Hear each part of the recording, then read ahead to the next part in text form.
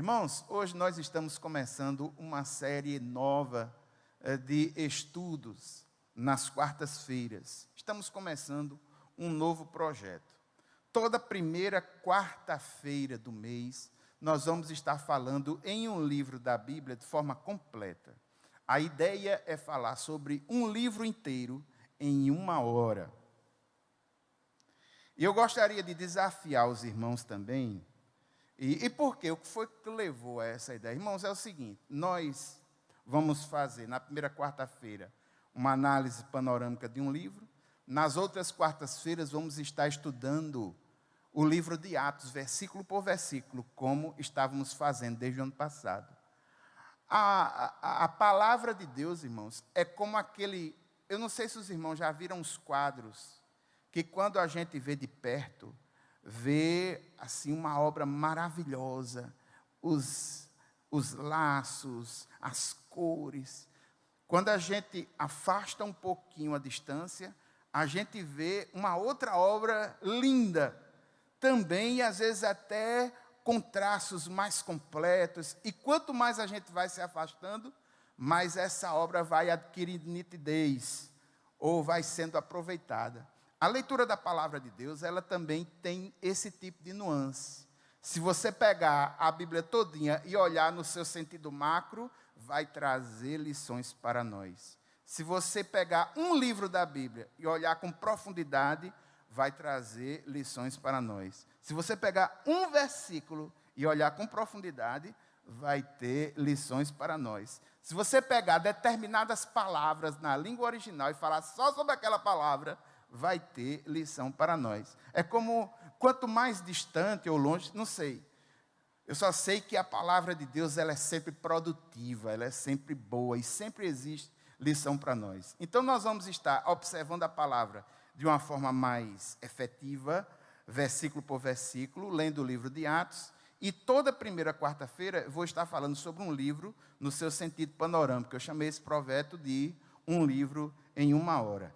Quero desafiar vocês a fazer uma leitura chamada leitura funcional da Bíblia. O que é a leitura funcional da Bíblia? A leitura funcional é a leitura que tem como objetivo profundidade, e é uma leitura que atende à necessidade situacional da pessoa que está lendo. E aqui eu faço um comparativo da leitura por plano com a leitura funcional. Todo o início de ano, a maioria dos crentes diz assim, não, esse ano eu vou ler a Bíblia toda. Aí pega um plano de leitura bíblica, geralmente as Bíblias têm um plano de leitura bíblica, e esse plano de leitura bíblica, a grande maioria deles é a seguinte, lê uns textos do Antigo Testamento e lê um texto novo. Todo dia tem um pedaço do Antigo, um pedaço do Novo, e você vai completando lá, um pedaço do Antigo, um pedaço do Novo. Até que em 1 ano a pessoa lê a Bíblia todinha. Esse tipo de leitura por plano, em linhas gerais, é um tipo de leitura que prioriza a quantidade de texto lido. Eu não sei se você já percebeu, é sempre aquela ideia de o Novo Testamento em 1 mês, a Bíblia inteira em 1 ano. A ideia é a quantidade de texto lido. Mas eu tenho visto, irmãos, ao longo do tempo, tanto no seminário como na experiência, conversando com os irmãos, que muitas vezes as pessoas se frustram com esse tipo de leitura. Sabe por quê? Porque é difícil ter disciplina. Então, muitos irmãos começam, não, esse ano eu vou ler a Bíblia toda. Aí começa a ler a Bíblia, quando está lá no mês de maio, mês de abril, meu filho, a leitura já se perdeu. Ele já se perdeu lá nos livros históricos, ou então nos profetas maiores, sei lá, em algum ponto lá, já está sem vontade de ler a Bíblia mesmo, os problemas já vieram, ele já esqueceu. Aí, ao invés de ter alegria por estar lendo a Bíblia, ele se frustra, fica triste porque não pode mais marcar os quadrinhos, se perdeu, agora tem. Aí vem aquela frustração, vem aquela tristeza. Então, irmãos, priorizar a quantidade nem sempre é um bom caminho. Eu gostaria de desafiar você a uma leitura funcional. A leitura funcional, ela prioriza o desempenho pela compreensão do texto. É aquela ideia de que eu vou pegar esse livro da Bíblia e eu vou entender o que ele diz, versículo por versículo, ponta a ponta. Eu vou aproveitar ele com profundidade. Eu vou compreender o que está escrito aqui. Um prioriza a quantidade, o outro prioriza a compreensão. O leitura por plano enxerga a Bíblia como se fosse um livro. E eu quero mostrar e falar para os irmãos que a Bíblia não é um livro. Repita comigo, a Bíblia não é um livro. A Bíblia não é um livro, irmãos. Você não está com uma história fechada, hermética. Não, a Bíblia é uma história, a história da redenção do homem. Ela tem 31.173 versículos, 1.189 capítulos. Foi construída ao longo de 1.600 anos por 42 a 46 autores distintos. Você não tem um livro, você tem uma enciclopédia com 66 livros. E dentro da história da redenção, cada livro tem um objetivo. Então, a leitura funcional, ela enxerga a parte. E como aquela parte se encaixa dentro do todo, ela encara a Bíblia como uma enciclopédia, com vários outros livros. A leitura por plano, em linhas gerais, favorece a amplitude. Tem irmãos que conseguem ler a Bíblia todinha em um ano. Mas me perdoe a franqueza, essa leitura é sofrida. É sofrida. Mas ela tem um lado positivo. A pessoa tem a visão ampla de todo o texto bíblico. A leitura funcional, ela tem como perspectiva a visão profunda. Ela busca a profundidade do conhecimento do texto bíblico. A leitura por plano, ela é ponta a ponta, às vezes lendo o Antigo e o Novo Testamento simultaneamente. Tem gente que faz o seguinte, todos os dias lê 5 capítulos e nos finais de semana lê 7 capítulos. Me parece, ponta a ponta, né? Me parece que com esse ritmo também se lê a Bíblia toda em um ano. Mas são vários assuntos que vão sendo misturados, sobretudo para aqueles que leem o Antigo e o Novo Testamento. Ele vê um assunto no Antigo e vê outro diferente no Novo. A unidade e o foco de pensamento nunca é criado. E me perdoe a franqueza, nós estamos vivendo um momento difícil no que tange a questão do pensamento, do raciocínio. Nós temos muita informação. A internet trouxe para nós rios e rios de informação. E essas informações são conflitantes. No que tange a palavra de Deus, se tiver mais foco, muitas vezes traz mais produtividade. A leitura funcional não. Ela entra em sincronia com a necessidade do leitor.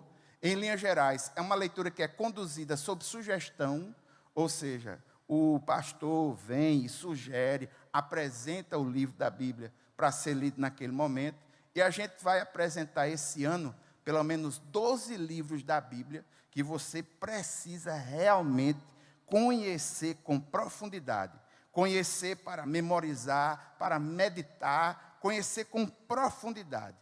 E nós vamos começar com 1 João, um livro em 1 hora. São 8 horas e 6 minutos. A minha ideia é terminar às 9 horas e 6 minutos.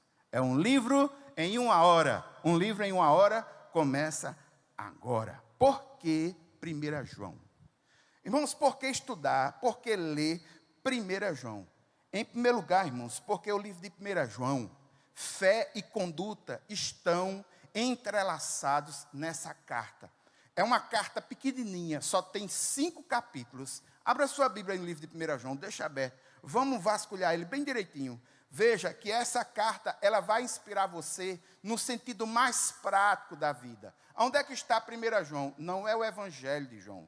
É 1 João, lá pertinho de Apocalipse. A dica é, você vai para Apocalipse, aí vem retornando.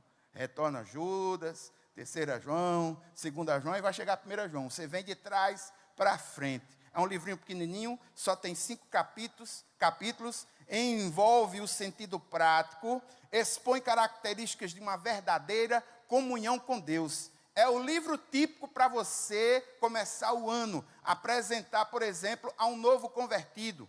Uma pessoa teve um encontro com Jesus, pastor, me pediu uma Bíblia de presente. Dê a ela uma Bíblia e diga a ela, leia o livro de 1 João pelo menos 7 vezes. É um livro importante, sobretudo para aqueles que são mais maduros na fé, porque traz a essência do cristianismo. É um livro que tem um ensino claro. Não é necessário você, digamos assim, passar muito tempo em estudo para descobrir o que está sendo colocado ali.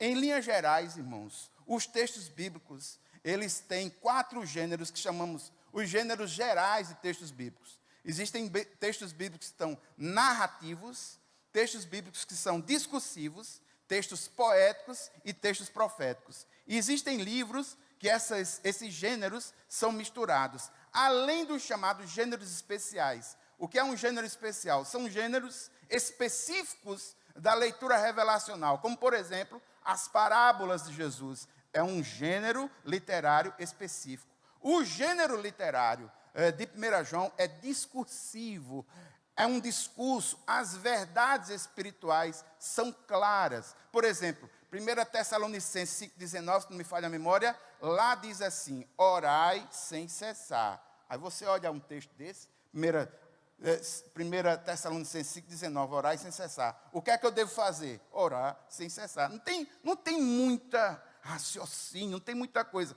É um texto quase que normativo, quase que direto. É um discurso de alguém sobre alguma coisa. Geralmente, ele se apresenta de forma clara.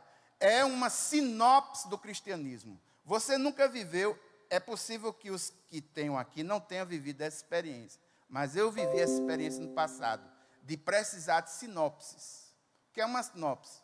Os irmãos não são dessa época não, mas eu sou, da fita VHS. Quando chegava na sexta-feira, ia na locadora, alugava 4 fitas para passar o final de semana. Então tinha filme que você sabia, queria assistir, fulano tinha dito que era bom, outro tinha dito que não era, tal, não sei o que, você ia, pegava, mas tinha filme que você lia o título e qual é a história que tem aqui? Aí para ver um resumo daquela história, você ia para trás da fita em VHS, lá estava escrita a sinopse do filme, o que é um resumo. Nós estamos diante de um resumo do cristianismo em 5 capítulos. É um resumo, é uma sinopse do cristianismo que atende ao sentido apologético e ao sentido polemista. O que é apologética? Apologética é a defesa da fé para os de fora. O que é polemismo? Polemismo é a defesa da fé para os de dentro. Então, o 1 João, ele tem uma perspectiva apologética, porque ele defende a fé para aqueles que não conhecem, porque é uma carta chamada Carta Geral, está no bloco das chamadas Epístolas Gerais, mas também é uma carta que atende a demandas internas da congregação. Havia uma luta contra uma coisa chamada gnosticismo, que nós vamos ter que aprender para poder entender 1 João. Quais são as informações básicas de 1 João? Em primeiro lugar, o autor. A carta de 1 João é um escrito joanino. Foi João. João escreveu obras literárias significativas no Novo Testamento. João tem um evangelho, que é simplesmente maravilhoso. Tem 3 cartas, 1ª, 2ª e 3ª João, que são cartas pequenininhas, perto do final do Novo Testamento. E o último livro do Novo Testamento, a apoteose da obra literária de João, é nada mais nada menos que o livro de Apocalipse. Então, os escritos de João são significativos. Ele escreveu dentro de um contexto de defesa da fé. Por quê? Porque ele estava vivendo um momento difícil de pressão externa e de pressão interna. E diante dessas pressões, João escreve 1 João. Que pressões são essas? Em primeiro lugar, irmãos, a pressão da idade. Perceba que João já era idoso. Essa carta, ela não tem título, não foi escrita para nenhuma igreja específica, em particular. João foi enviada como uma carta pastoral a muitas congregações, escrita e tem um aproveitamento a todos os crentes. É por isso que essa carta ela é chamada de carta geral. Outras informações básicas. Essa carta ela foi escrita entre 85 a 95. E aqui vem o panorama da escrita dessa carta, para que você tenha uma ideia de como João a escreveu. João já era um idoso e talvez fosse o único apóstolo vivo naquele momento. Ele ainda não havia sido banido para a ilha de Patmos, onde vivera em exílio. Os irmãos sabem que ele foi banido para a ilha de Patmos, e em Patmos ele escreve Apocalipse. Antes de escrever Apocalipse, ele escreve 1ª, 2ª e 3ª João, dentro de um contexto de pressões. Ele foi uma testemunha ocular de Cristo, e escreveu com toda a autoridade para dar a essa nova geração de crentes segurança em confiança em Deus e na sua fé. Eu falei sobre pressão externa, eu falei sobre pressão interna. Pressão externa veio de onde? Do momento em que essa carta foi escrita.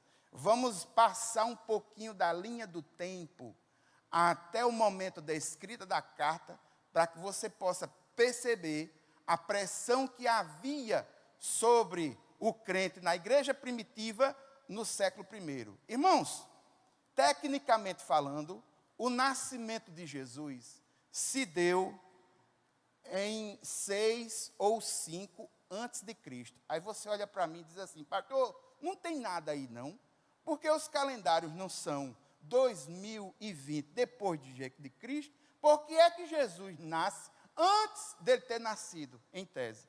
É porque, irmãos, esse calendário é um calendário científico, e existem diferenças de cronologia. Os hebreus enxergam o tempo tomando como base a noite, é enxergada de forma da noite. Os romanos enxergam o tempo, e os gregos também, levando em consideração o dia. O calendário de um é da noite e do outro é diurno. Os calendários são diferentes. O calendário ocidental, o calendário que nós temos hoje, ele foi readequado, ele foi realinhado ao longo do tempo. E os cientistas perceberam que depois desse realinhamento, Jesus ele nasce pelo menos entre 4 a 6 anos do chamado Marco Zero, Anno Domini, por diferenças de calendário. Calendário judaico, calendário grego, calendário romano e o nosso calendário ocidental. Como não estamos falando sobre calendários, o objetivo é apenas dizer que Jesus, no tempo, nasce. No ano de 26, João torna-se discípulo de Jesus. No ano 30, o fator grande do cristianismo. Jesus morre, mas ele vence a morte, é ressurreto e ascende aos céus, está à direita do Pai. A perspectiva disso, cientificamente falando, é 30 depois de Cristo. Só que aqui, irmãos, nesse momento que ele ascende aos céus, o livro de Atos nos mostra que os apóstolos começam a perspectiva, junto com mais outros irmãos, num total de 120, a perspectiva da igreja primitiva. E a igreja primitiva, ela vai viver aí o reinado de Nero. Esse doidão aí, só para você ter ideia de quem foi Nero. Um desses Césares romanos, que nada mais nada menos mandou tocar fogo nas coisas e culpou os cristãos. Foi os cristãos.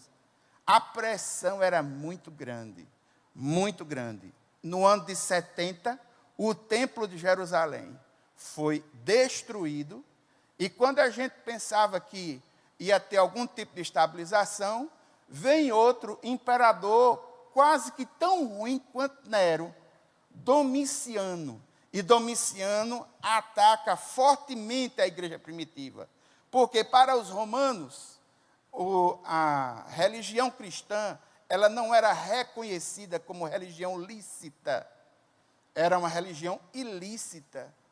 Então, em sendo ilícita, ela corria, não de forma livre, mas ela corria nos bastidores. E os membros, aqueles que participavam da igreja primitiva, eles eram perseguidos por aquilo que criam. Nós vamos ver aspectos dessa perseguição, inclusive, no livro de Atos, quando a gente estiver estudando bem direitinho. E é nesse reinado, entre 81 a 96, que João escreve a sua carta, entre 85 a 95. Muita pressão externa. Mas eu também falei de pressão interna. Qual é a pressão interna? A influência de um raciocínio chamado gnosticismo. O que é o gnosticismo? Baseado na filosofia grega, a ideia principal do gnosticismo é a seguinte: o corpo é ruim, o espírito é bom. Tudo que é materializado é ruim. Aquilo que é espiritual é que é divino. E neste sentido, o gnosticismo tinha os gnósticos, eles diziam ser dotados de um tipo de conhecimento especial que fazia com que o espírito se unisse à divindade e a materialidade não influenciasse muito nesse aspecto. Era para você se libertar da prisão material e erguer-se para Deus, era necessário se libertar dessa materialidade e o espírito ir para o Senhor. Isso trouxe uma ideia muito negativa para o cristianismo e afetou, sobretudo, Jesus. Por quê? Porque muitas pessoas com o pensamento gnóstico entraram na igreja primitiva. E como Jesus era Deus encarnado, eles começaram a pensar, bem, se a matéria é ruim, Jesus é a divindade encarnada, ele não poderia ter encarnado. Ou seja, Jesus, para um gnóstico, era uma espécie de uma alminha especial cósmica. Porque para o pensamento filosófico grego, para a filosofia gnóstica, se materializar, encarnar, não era visto como uma coisa boa. Então, essa heresia do gnosticismo entrou na igreja primitiva e afetou o cristianismo, todavia, no ser de Jesus. Porque para nós cristãos, Jesus, ele é plenamente humano e plenamente divino. Nós não podemos negar nenhuma desses dois aspectos do ser de Jesus. Não podemos negar a humanidade de Jesus. Não podemos negar a divindade de Jesus. Muito embora não seja algo muito fácil de se entender, Jesus é plenamente humano. Jesus é plenamente divino. Essa carta foi construída para provar aos gnósticos que Jesus também encarnou, foi gente, esteve aqui, habitou entre nós, é verdadeiro, não é como os gnósticos pensavam. E havia gente gnóstica dentro da igreja, que ao se deparar com essa realidade, o próprio João vai dizer, nessa carta, que muitos de nós se faziam de nós, mas não eram dos nossos. Foram embora. Por quê? Porque esse raciocínio não dava certo. Outra coisa que o gnosticismo atrapalhou foi na santidade da igreja primitiva. Por quê? Porque o crente com pensamento gnóstico, ele pensava assim, olha, se Deus só se importa com o lado espiritual e o lado carnal não, então eu posso pecar com a carne, porque o espírito é de Deus, fica com ele, e com a carne eu peco.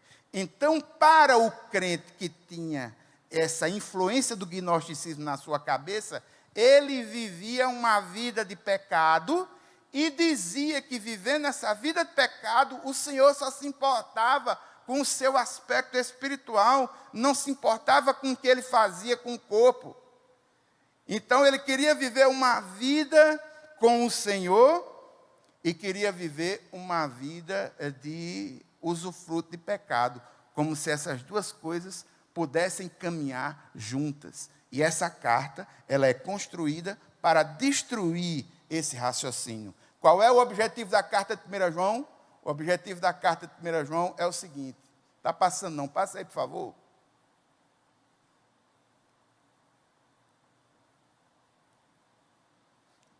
Pronto.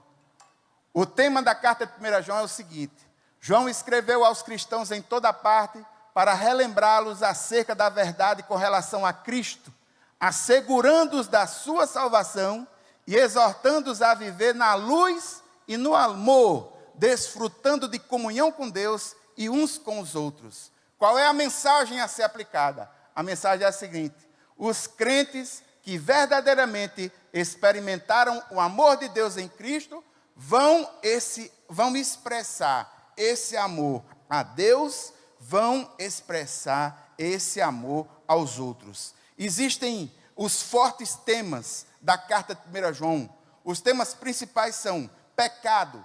Irmãos, nós não podemos negar a nossa natureza pecaminosa. A gente não pode dizer, agora eu sou crente em Jesus, não peco mais. Não podemos dizer isso.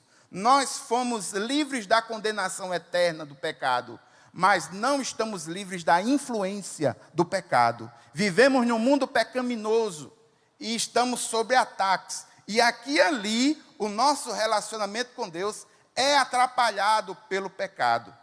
Esse livro também fala sobre o amor. Amar, irmão, significa colocar os outros em alta conta. O amor bíblico é um amor altruísta. Eu devo pensar no outro. E o amor bíblico está condicionado à ação.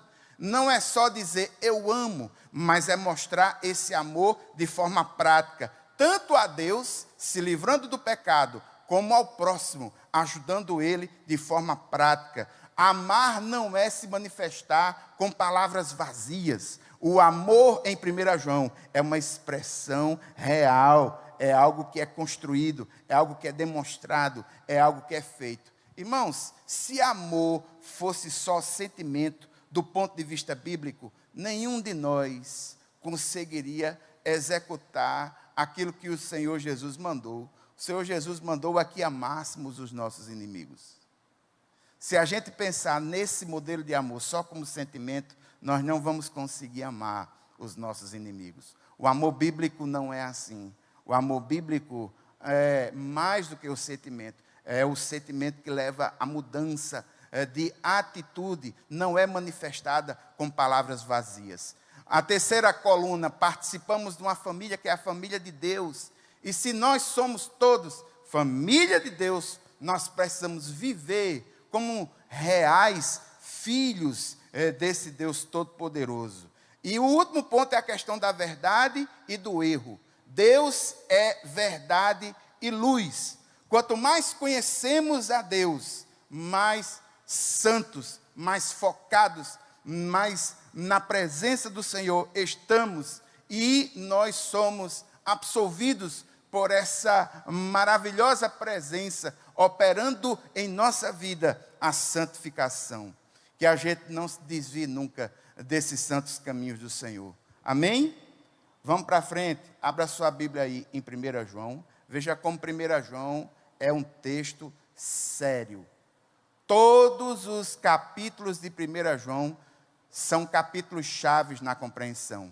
No capítulo 1, o vetor principal é andar na luz e não nas trevas. No capítulo 2, viver no amor e não no pecado. No capítulo 3, a grandeza do amor de Deus em Cristo. No capítulo 4, a prerrogativa, a necessidade de amar uns aos outros. E no capítulo 5, a vida eterna em Cristo Jesus. Você está com 1 João aberta?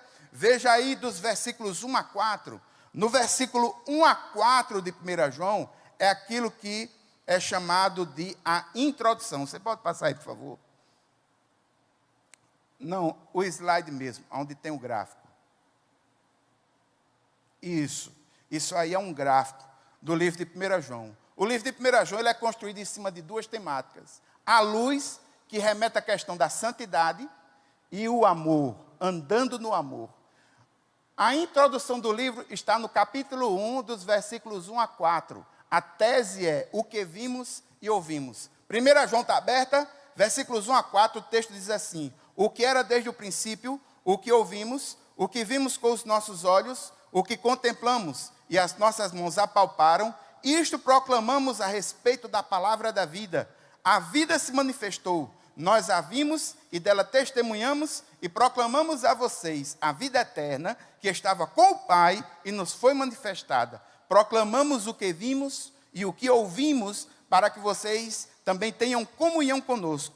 Nossa comunhão é com o Pai e com o seu Filho Jesus Cristo. Escrevemos essas coisas para que a nossa alegria ela seja completa. Qual é a ideia aqui da introdução? O que nós vimos, o que nós ouvimos.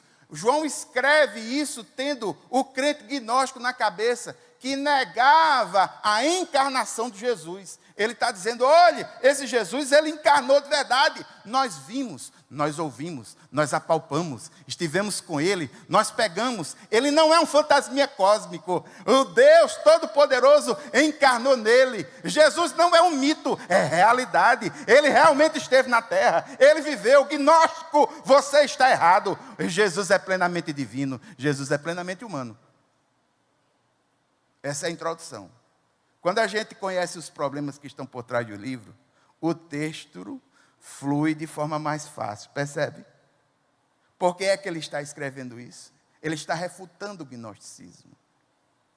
Aí, irmãos, nós vamos agora para a primeira coluna de 1 João. Qual é a primeira coluna? A primeira coluna está no capítulo 1, no versículo 5. Abriu aí? Se você veio com lápis, meu irmão, em nome de Jesus, bota aí uma bolinha, que esse texto aí é texto fundamental da compreensão do livro de 1 João. O texto diz assim, esta é a mensagem que dele ouvimos e transmitimos a vocês. Deus é luz, nele não há treva nenhuma. Aqui o ensino de 1 João, irmãos, se dá por comparação entre verdade e erro, entre luz e trevas, entre vida e morte. João ensina as coisas espirituais fazendo comparações.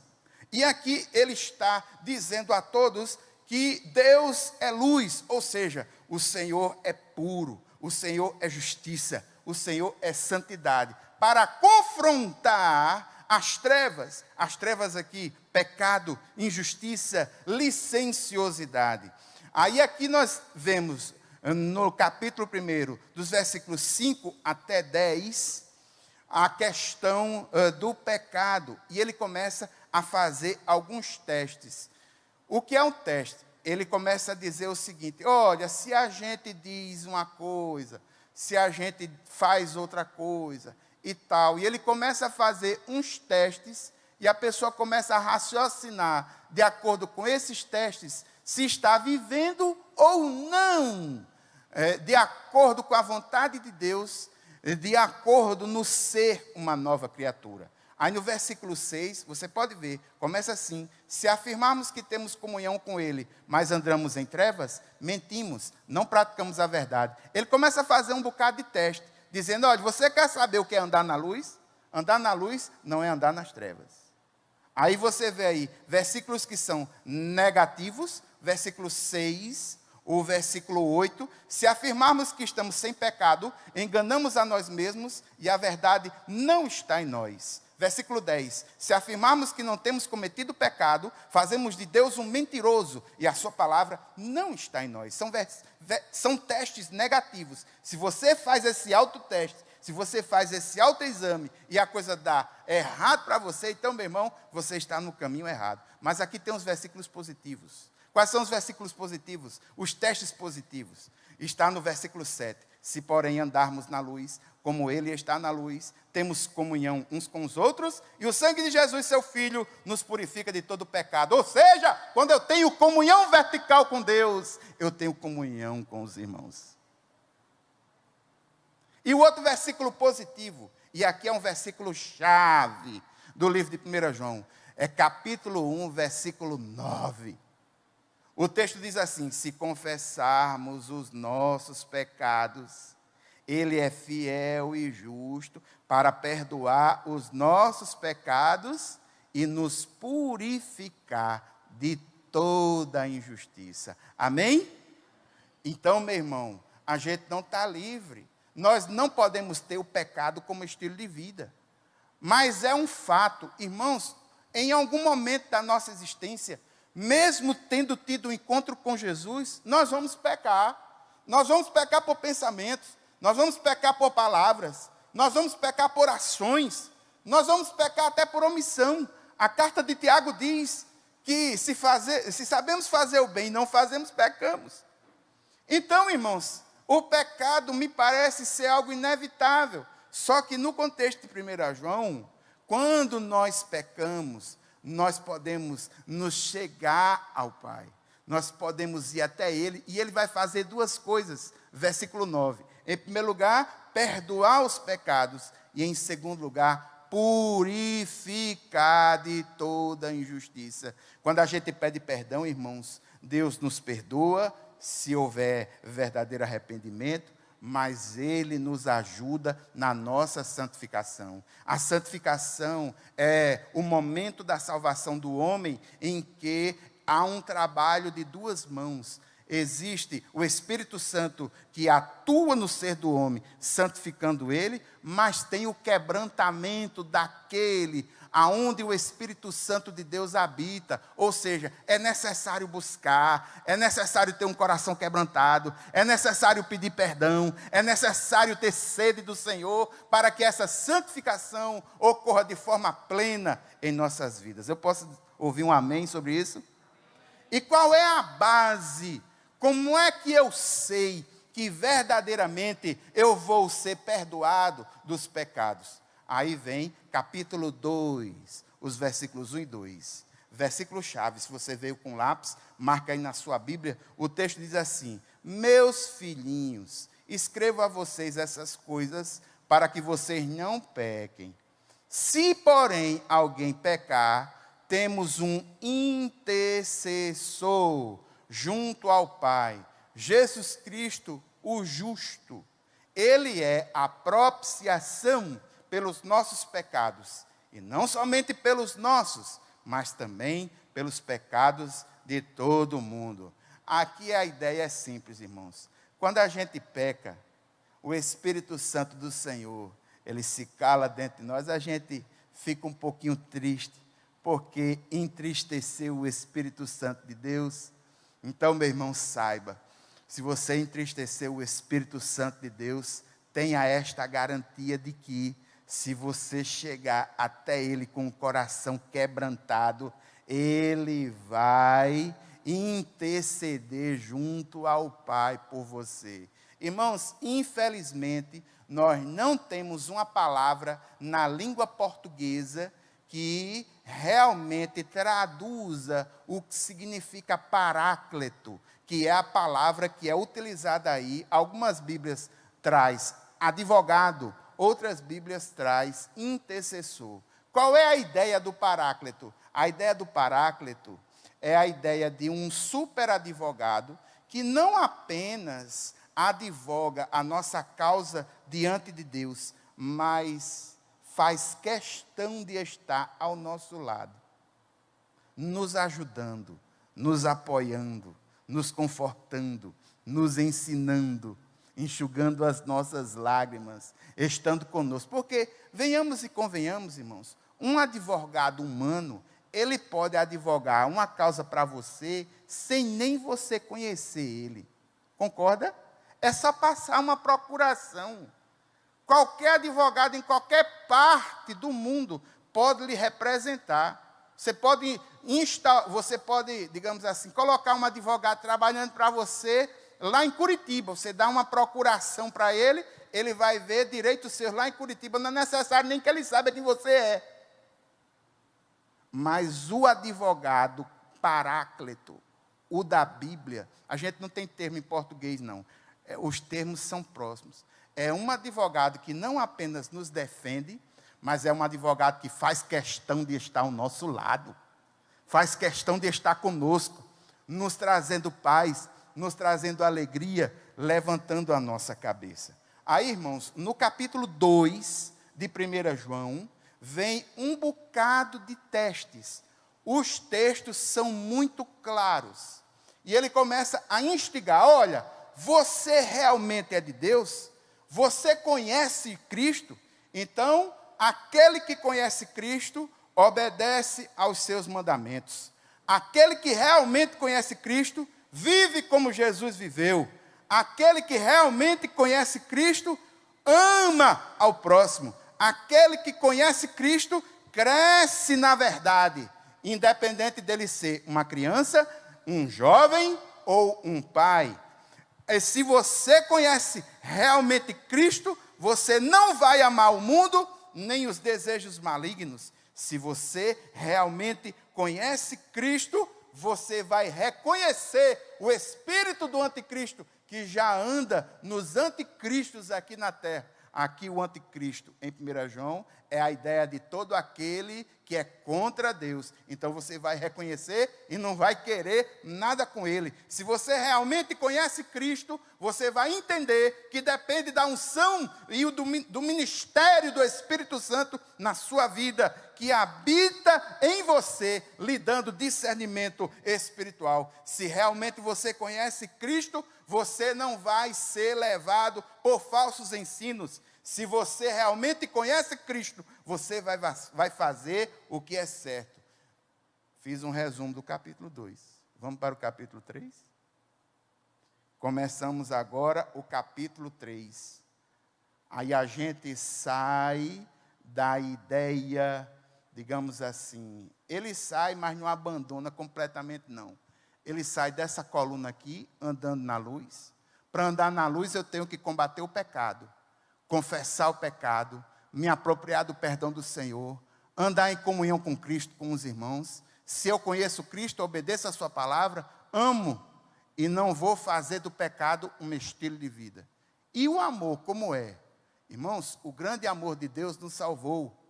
O grande amor de Deus nos salvou. No capítulo 3, João começa a desenvolver a outra forte temática de 1 João, que é o conceito de amor. Um amor que não é apenas sentimento, mas é uma realidade que nos leva a agir. Deus amou e deu o seu Filho por nós. Amém? É possível desligar algum ar-condicionado, que eu estou sentindo que alguns irmãos estão com frio. Tem irmão com frio? Amém. Se puder desligar aí, Osana, eu agradeço. Está frio mesmo. Eu estou sentindo frio. Avalie os irmãos aqui. Eu que tenho esse tecido adiposo me protegendo. Então pronto, vamos para o capítulo 3. Capítulo 3, o destaque é o amor. O amor, irmãos, ele destaca o crente das demais pessoas. Só que o tipo de amor aqui, em 1 João, não é um sentimento emotivo, meloso. O amor aqui é um compromisso, um interesse, que se manifesta no amor altruísta, que faz tudo pelo próximo. Assim como Cristo amou, nós devemos amar aos nossos irmãos. Está preparado para levar uma pancadinha? Capítulo 3, dos versículos 1 a 3. Olha que maravilha. Vejam como é grande o amor que o Pai nos concedeu, sermos chamados filhos de Deus, o que de fato somos. Por isso o mundo não nos conhece, porque não o conheceu. Amados, agora somos filhos de Deus e ainda não se manifestou o que havemos de ser, mas sabemos que quando Ele se manifestar, seremos semelhantes a Ele, pois veremos a Deus, veremos a Ele como Ele é. Você pode dar um amém a isso? E aquele que quer ver a Deus como Ele é, vai fazer o quê? Versículo 3. Todo aquele que nele tem esta esperança, o que é que faz?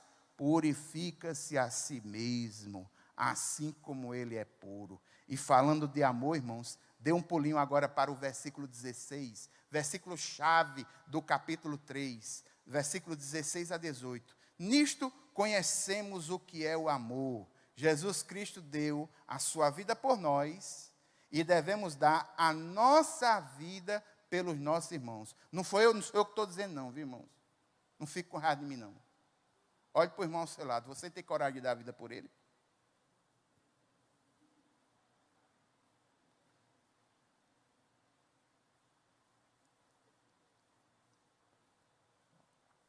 Para ser bem sincero, muitos de nós sequer raciocinamos que que muitas vezes podemos encontrar um texto bíblico tão forte como esse.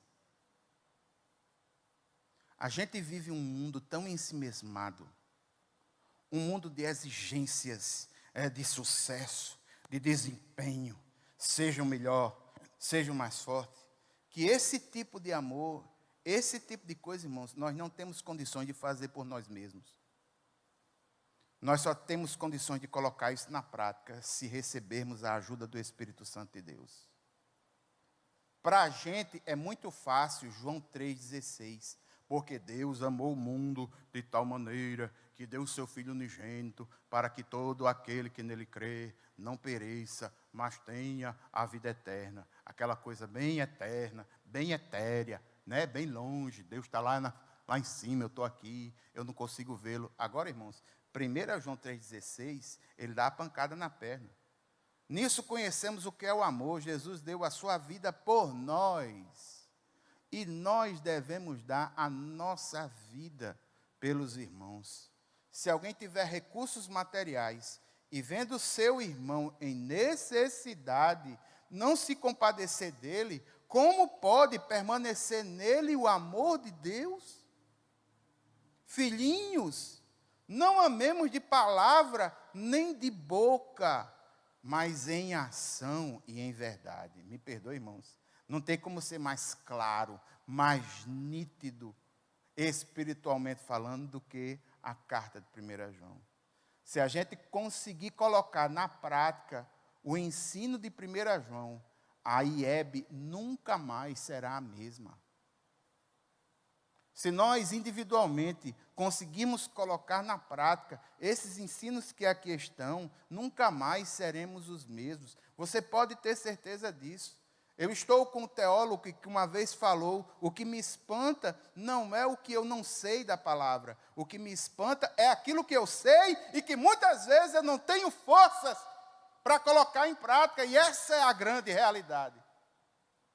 Esse texto é muito forte. O amor bíblico, irmãos, ele é altruísta, ele é desinteressado, ele é sacrificial, ele busca o melhor do interesse do outro. O amor é visto pelo que fazemos, não apenas pelo que dizemos. Olha o versículo 18, não amemos de palavra nem de boca, mas em ação, em verdade. Quando nos amamos como Cristo nos amou, comprovamos que somos filhos de Deus. A marca da igreja não deveria ser os seus cânticos. A marca da igreja não deveria ser sua organização. A marca da igreja não deveria ser as suas metodologias. A marca principal da igreja deveria ser a vivência do amor uns pelos outros e o amor a Deus sobre todas as coisas.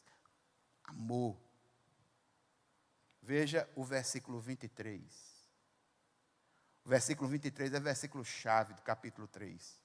Este é o seu mandamento, que creiamos no nome do seu Filho Jesus Cristo e que nos amemos uns aos outros como Ele nos ordenou. Você já marcou aí? Amém, irmãos? Agora nós vamos para aquela coluna aí, ó. Ainda andando no amor, nós vamos para o capítulo 4. Aí ele vai falar sobre a questão do amor prático e ainda vai falar sobre a questão de, olha, se eu amo a Deus, eu vou buscar fazer o que é certo. Se eu amo ao próximo, eu vou buscar amar de forma altruísta, atendendo às necessidades dele. No capítulo 4, dos versículos 1 a 6, a gente, antes de fechar essa questão do amor, João volta a falar sobre discernimento naquilo que é verdadeiro, daquilo que é falso. Capítulo 4, dos versículos 1 a 3, olha que texto. Amados, não creiam em qualquer espírito, mas examinem os espíritos, para ver se eles procedem de Deus, porque muitos falsos profetas têm saído pelo mundo.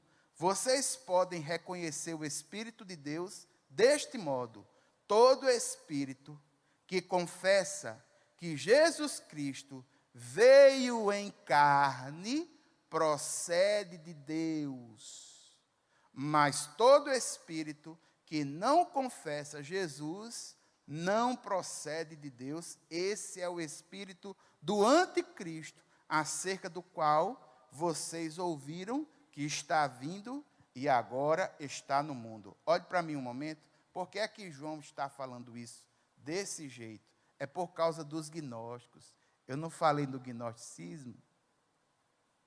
Eu não falei da questão de que os gnósticos enxergavam que o corpo, a matéria, é uma coisa ruim. E, em tese, eles entendiam que Jesus não poderia ter encarnado, porque encarnando, ele não seria uma divindade. Aí João aqui está explicando, olhe, todo aquele que é de Deus, que procede de Deus, reconhece que Jesus veio em carne. Ou seja, ele está afirmando a humanidade de Jesus. Assim como ele também afirma a divindade de Jesus no final do capítulo 5. Amém? Vamos adiante. Os que verdadeiramente têm o Espírito de Deus habitando neles, sabe o que é que eles fazem? Eles vão realmente viver como Cristo veio e vão se abster dos pecados, examinando tudo, examinando os espíritos. Aí, a partir do versículo 7, no capítulo 4, a demanda retorna para a questão do amor. E no tema do amor, a gente vai aprender aqui que o amor vem de Deus. Aquele que não ama, não conhece a Deus. Sabe por quê? Porque Deus é amor. No capítulo 1, versículo 5, está a primeira coluna. Deus é luz. No capítulo 4, versículo 16, está a segunda coluna de 1 João. Marque aí. 1 João capítulo 4, versículo 16. Assim conhecemos o amor que Deus tem por nós e confiamos nesse amor. Aí diz assim, Deus é amor. Deus é amor. Todo aquele que permanece no amor, permanece em Deus e Deus nele. Eu tenho, irmãos, que buscar uma vida de santidade, porque Deus é luz. E eu tenho que viver esse amor de Deus e expressar aos outros esse amor que me alcançou. Por quê? Porque Deus é amor. As duas colunas de 1 João. As duas colunas de 1 João. Deus demonstrou seu amor ao enviar o seu Filho para morrer por nossos pecados. Nós amamos a Deus, irmãos. Sabe por quê? Porque Ele nos amou primeiro. E já que Deus nos amou, nós devemos nos amar mutuamente. O amor é a verdadeira evidência do Deus invisível em nós. O perfeito amor lança fora o medo. Qualquer um que não ama a seu irmão não pode amar a Deus. Está preparado? Capítulo 4, a partir do versículo 19. Dos versículos 19 a 21, o texto diz assim: nós amamos porque Ele nos amou primeiro. Se alguém afirmar, eu amo a Deus, mas odiar seu irmão, ele é o quê? Mentiroso. Pois quem não ama seu irmão, a quem vê, não pode amar a Deus a quem não vê. Ele nos deu este mandamento: quem ama a Deus, ame também ao seu irmão. E agora, na reta final, estamos aqui no capítulo 5, nós vamos à conclusão da carta. O que sabemos, essa expressão que João vai usar aí, o que sabemos é para confrontar o ensino gnóstico. O nome gnose, em tese, significa conhecimento. E ele vai dizer, olha, você pensa que sabe alguma coisa? Você não sabe de nada. O que nós sabemos é isso. Aí começa a fazer a conclusão da carta. João avança na evidência do amor e agora João mostra a segurança da realidade de ser um filho de Deus. Crer que Jesus é o Messias de Deus, obedecer aos mandamentos de Deus, viver pela fé e vencer o mundo. Você está com 1 João aberta? 1 João capítulo 5, dos versículos 1 até 5. Olha que maravilha. Todo aquele que crê que Jesus é o Cristo, é nascido de Deus. E todo aquele que ama o Pai, ama também o que dele foi gerado. Assim sabemos que amamos os filhos de Deus. Como? Amando a Deus e obedecendo os seus mandamentos. Porque nisto consiste o amor a Deus, em obedecer aos seus mandamentos, e os seus mandamentos não são pesados. O que é nascido de Deus vence o mundo, e esta é a vitória que vence o mundo, a nossa fé. Agora veja, não é a fé pela fé em si mesma. Versículo 5 diz, que tipo de fé? Quem é que vence o mundo? Somente aquele que crê que Jesus é o Filho de Deus. Aqui vem uma característica da fé. A fé bíblica, irmãos, ela nunca é a fé pela fé em si mesma.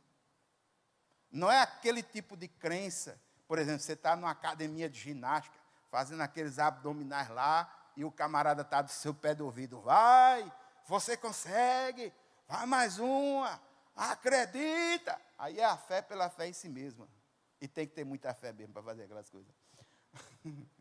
Mas aqui a fé bíblica, irmãos, a fé bíblica honra o objeto.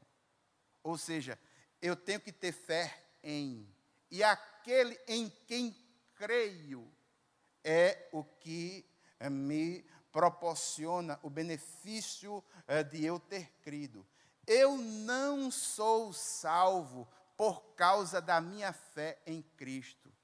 Foi a minha fé no Salvador que fez com que o Salvador me salvasse. Eu não sei se vocês entenderam o que eu quis dizer. É porque o mérito não está em eu simplesmente crer. O mérito da salvação está em eu crer de forma certa, no certo, no Salvador. E é o Salvador quem salva. Não é por causa da minha fé, mas porque eu criei no Salvador. Essa é a grande realidade do cristianismo. Não são as obras, a fé, mas não é qualquer tipo de fé. Não é a fé no meu desempenho, não é a fé de eu ser bonzinho, é a fé no Senhor Jesus, que de forma graciosa, pelo seu Santo Espírito, opera com poder em nós e através de nós. Amém? Você está preparado? Meu irmão, ter em nosso coração o testemunho verdadeiro do Espírito Santo e compreender que a vida eterna é a vida de Cristo. Quem tem o Filho tem a vida.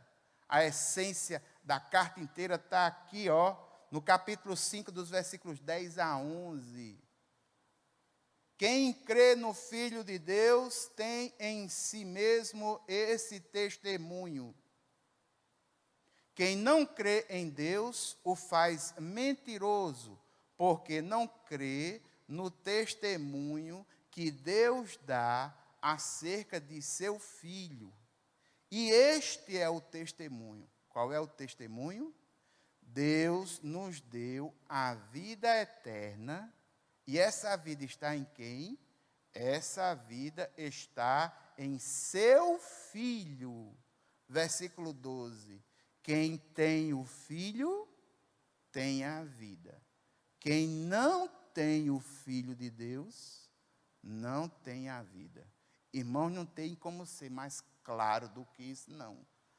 Algumas pessoas dizem, fora da igreja não há salvação.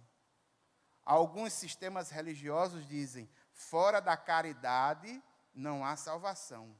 A Bíblia me diz de forma clara, fora de Cristo não há salvação. Não existe cristianismo sem Cristo. Por Ele e para Ele foram feitas todas as coisas. Em Cristo encontramos propósito. Ele tem toda a autoridade no céu e na terra. É Ele quem intercede junto ao Pai por nós. Amém, irmãos? João encerra sua carta voltando ao pecado, exortando aos crentes a viverem uma vida tão livre de pecado quanto possível, dependendo de Cristo para protegê-los do maligno que exerce controle sobre o mundo. Cristo deu aos crentes a plena convicção e compreensão da verdade. Qual é a plena compreensão da verdade? Olha como é que essa carta encerra. Marque aí, capítulo 5, dos versículos 18 até 20. O texto diz assim: sabemos que todo aquele que é nascido de Deus não está no pecado, ou seja, não faz do pecado um estilo de vida. Aquele que nasceu de Deus o protege, o maligno não o atinge. Versículo 19: sabemos que somos de Deus e que o mundo todo está sob o poder do maligno. Sabemos também que o Filho de Deus veio e nos deu entendimento para que conheçamos aquele que é o verdadeiro. Quem é o verdadeiro? Deus. O nosso Deus é o Deus verdadeiro. Jesus é o caminho, a verdade e a vida. E o Espírito Santo é o Espírito da verdade. O caminho certo é o caminho do verdadeiro, que é o Deus Todo-Poderoso. Versículo 20, segunda parte. E nós estamos naquele que é o verdadeiro, no caso Deus, e em seu Filho Jesus Cristo. Este, Jesus Cristo, é o verdadeiro Deus e a vida eterna. No versículo 20, nós vemos João afirmando não a humanidade de Cristo, mas agora a gente vê ele afirmando a divindade de Cristo. Jesus é Deus.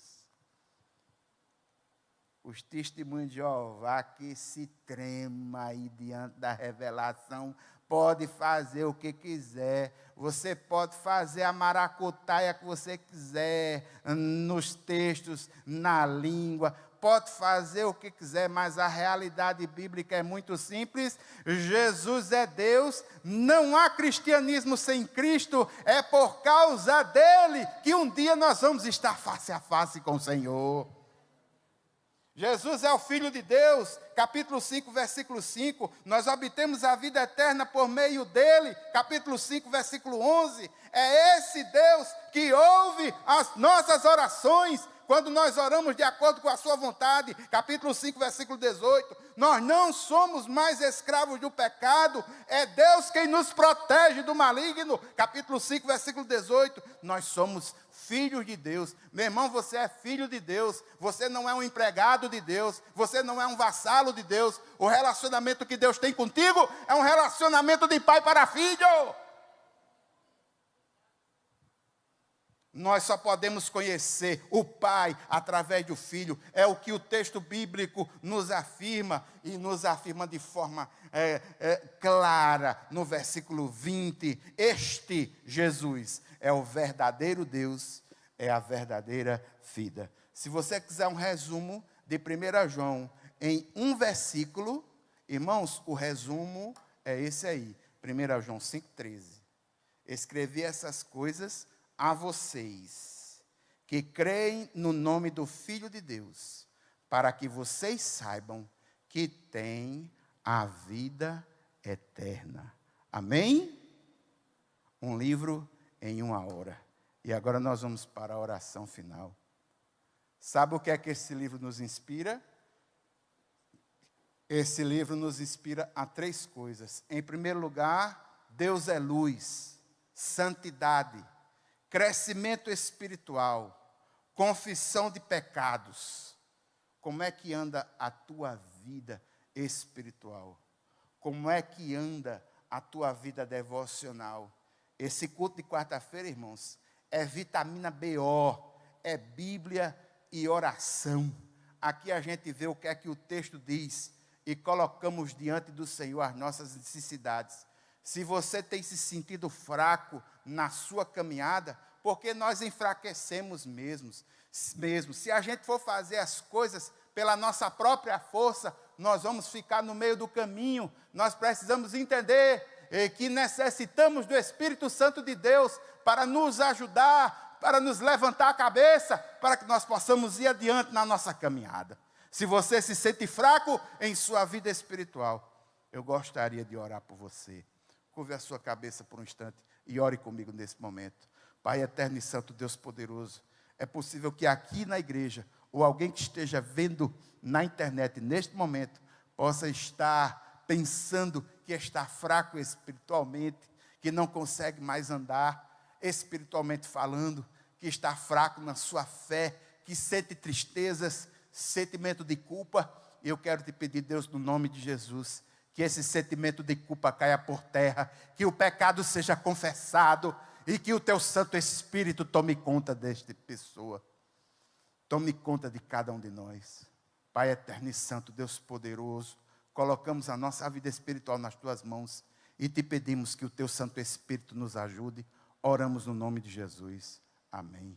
A segunda coluna é a coluna do amor, o amor altruísta. Irmãos, me perdoe a franqueza, mas o egoísmo tem sido um dos grandes pecados do mundo materialista onde nós vivemos. A gente vive um mundo materialista, terrível, consumista. E esse materialismo, esse consumismo, muitas vezes tenta entrar no nosso coração. Tentou entrar no coração da igreja através de uma teologia demoníaca chamada teologia da prosperidade. Mas saiba, meu irmão, o Senhor Deus não se preocupa apenas com o seu bem-estar. Ele se preocupa mais com o seu caráter do que com o seu bem-estar.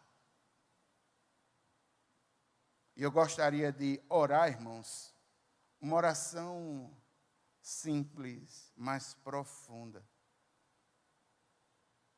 Que a gente possa, que a gente consiga amar o próximo do jeito que a Bíblia diz que deve amar. E a gente só vai conseguir isso se tivermos a ajuda do Espírito Santo do Senhor. E uma determinação em nosso coração a que essa ajuda nos impulsione. Curve sua cabeça por um instante.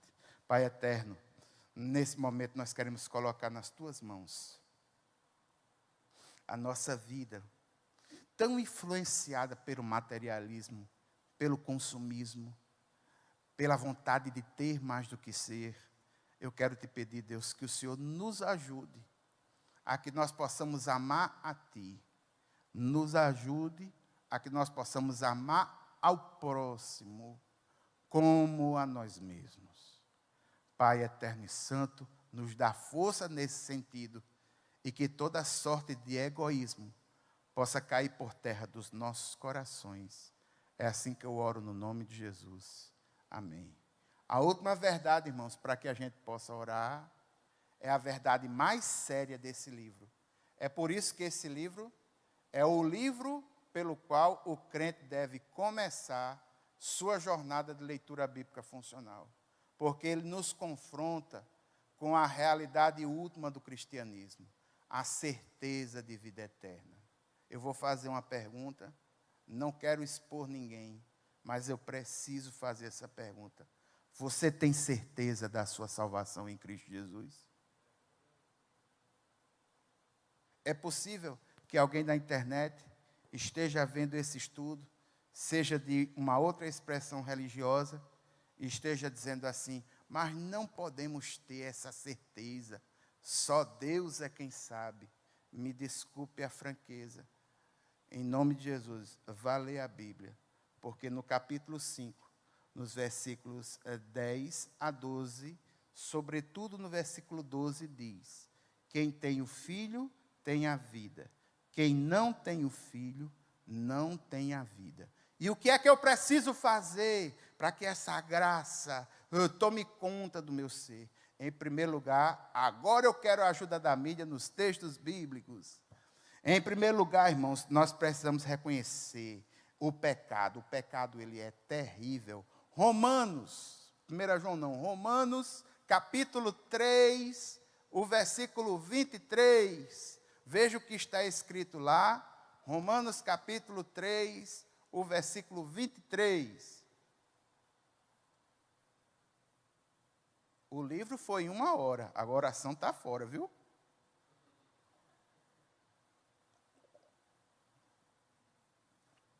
O texto diz, pois todos pecaram e estão destituídos da glória de Deus. Irmãos, nós somos pecadores. O Papa pecou, pastor Tomás Munguba, com aquela voz, aquele jeitão austero, aquela palavra pastoral, é pecador. Pastor Cassé, esse é terrível. O pastor Josué, todos nós, irmãos, somos pecadores. Nós somos pecadores, estávamos destituídos da glória de Deus. O texto de Isaías 52:3 diz: todos nós andávamos desgarrados como ovelhas, cada um andando pelo seu caminho, mas o Senhor fez cair sobre ele a iniquidade de todos nós. Sabe qual é o salário do pecado? Romanos, capítulo 6, versículo 23. Irmão, Romanos 6, 23. Capítulo 6, versículo 23. Romanos 6, 23.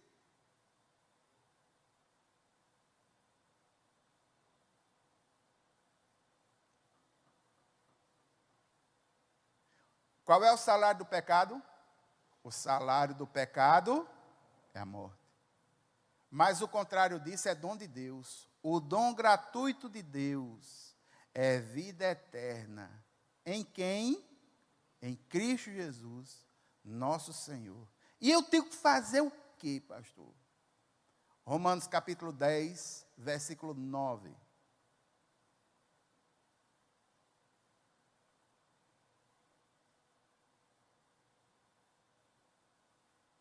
Se você confessar com a sua boca que Jesus é Senhor e crer em seu coração que Deus o ressuscitou dentre os mortos, você será salvo. Ou seja, crer com todo o ser que Jesus é o Senhor e entregar o coração a Ele.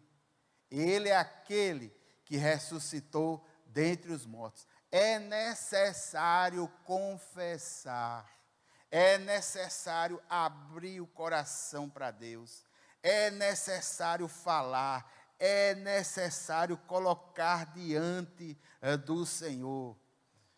Aí você diz assim: mas pastor, realmente é preciso a gente falar, é preciso a gente dizer para Jesus assim: Jesus, eu te quero. Veja o que é que o próprio Jesus fala sobre isso. Mateus, irmãos, Mateus capítulo 10, o versículo 32.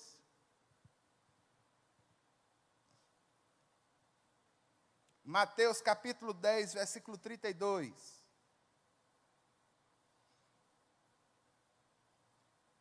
Quem, pois, me confessar diante dos homens, eu também o confessarei diante do meu Pai que está nos céus. Irmãos, eu não acredito que exista um texto tão claro sobre essa necessidade do que o próprio Senhor Jesus falando sobre essa necessidade de confissão. Essa necessidade de falar, de desejar, de ansiar que Ele seja o Senhor da vida. Mas, pastor, será que realmente é necessário? Irmão, Mateus 10, 33. Vá para o próximo, por favor. Mateus 10, 33. Mas aquele que me negar diante dos homens, eu também o negarei diante do meu Pai que está nos céus. Será que é necessário confessar? Irmãos, não é preciso nem desenhar. Não tem como ser tão claro. Então o processo é simples, meu irmão. Você quer sentir certeza da salvação? Você quer fazer sua aliança com o Senhor Jesus? Reconheça você como um pecador. Você não pode fazer nada para mudar esse estado. Mas Deus já fez. Enviou o seu Filho para que todo aquele que nele crê não pereça. Ele enviou o Filho. E você tem que fazer o quê? Romanos 10, 9. Com o coração crer, com a boca confessar, falar: Senhor Jesus, eu sou pecador, mas eu te quero em minha vida. Toma conta de todos os aspectos de mim. Que não viva mais eu, mas que tu, Cristo, viva em mim. Efésios capítulo 1, versículos 12 e 13, lá diz que eu vou ser selado com o Espírito Santo da promessa, se eu crer, se eu confessar, se eu abrir o meu coração. Você não tem certeza da salvação? Então, meu irmão, eu não vou pedir para vir aqui adiante. Esse tipo de protocolo, infelizmente, a gente não tem mais condições de chegar junto, de estar intercedendo o próximo.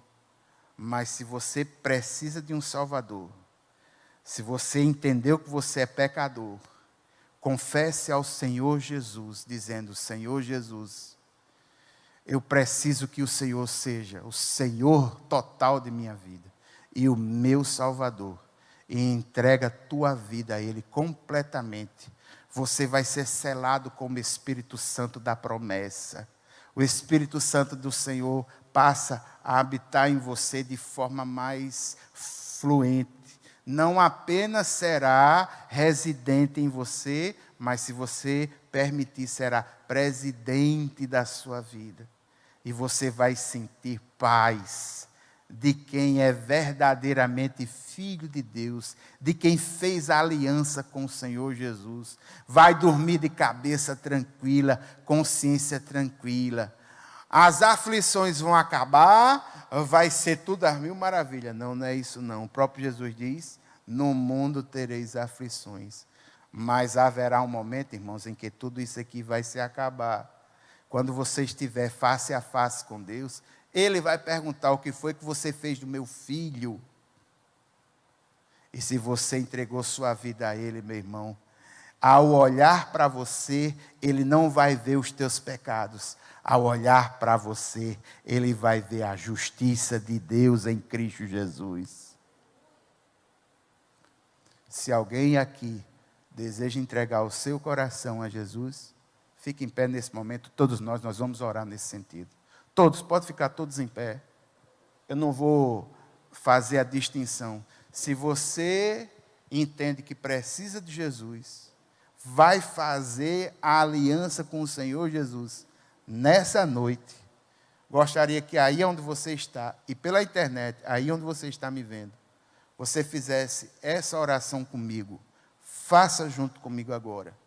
Pai eterno, eu reconheço que sou pecador, eu reconheço os pecados meus, eu reconheço que Jesus é o Salvador, e eu abro meu coração para o Senhor Jesus. Jesus, vem ser o meu Senhor e o Salvador da minha vida. Preciso de Ti, preciso do Teu Santo Espírito em minha vida. Entrego a minha vida a Ti, Senhor. Nesta noite, contigo faço essa aliança. Abandono os meus pecados, todos eles, e deposito a minha fé no Senhor nessa noite. Oro a Ti, ó Pai, em nome de Jesus. Amém. Se você fez essa oração, meu irmão, entenda, você entregou sua vida ao Senhor Jesus. É crer. O Espírito Santo do Senhor vai fazer o resto da tua vida. Santificação é a operação do Espírito Santo de Deus em você.